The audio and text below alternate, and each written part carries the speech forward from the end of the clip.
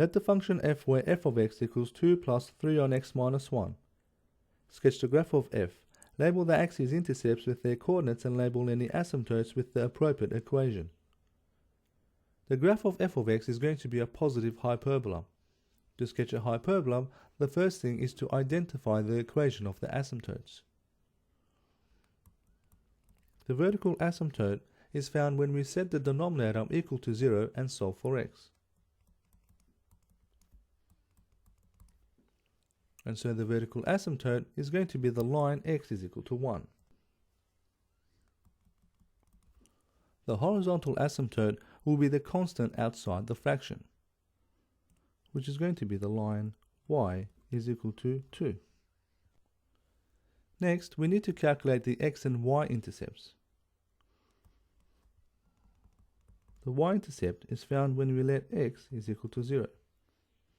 And so this is going to be y is equal to 2 plus 3 on minus 1, which is 2 minus 3, which is equal to minus 1. And so the coordinates of the y-intercept is going to be 0, minus 1.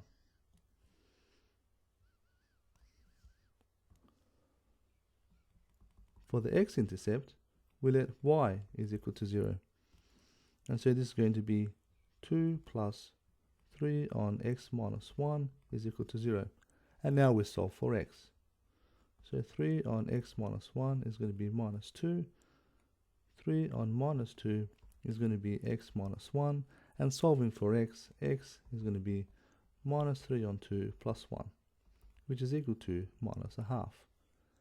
And so the coordinates of the x-intercept is going to be minus a half, 0.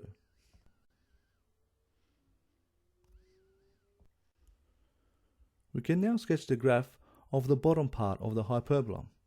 It will pass through the x and y-intercepts, and when sketching the graph, make sure that the graph approaches but not touches the asymptotes.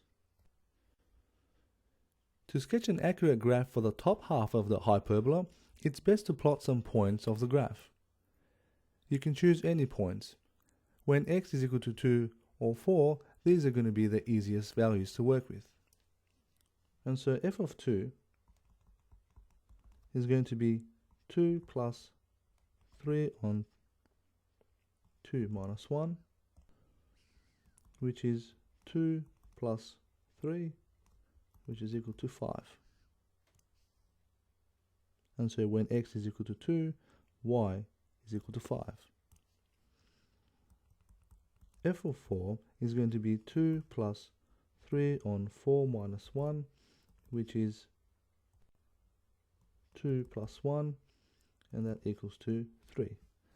And so when x is equal to 4, y is equal to 3. And so the graph will look something like this. And finally, make sure you label all the information required. The axis intercepts, so this was minus a half, 0, and 0 minus 1, and the equation of the asymptotes. So x is equal to 1 and y is equal to 2.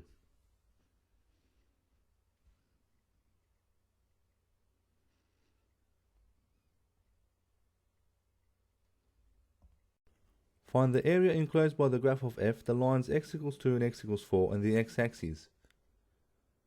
Looking at the graph we just sketched, the area enclosed by the lines x equals 2, x equals 4, and the x-axis is going to be this area.